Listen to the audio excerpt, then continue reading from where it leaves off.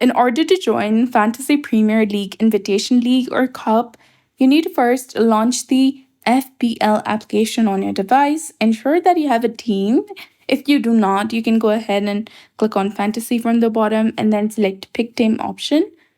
Navigate to the Leagues and Cups now. Then select Join Leagues with the plus icon. Enter your invitation code in this box and then select Join a League. If your code is valid, you'll be able to join. There is another section of Public League. Some leagues are public and do not require a code. If you encounter issues joining it, it might be due to a bug or glitch.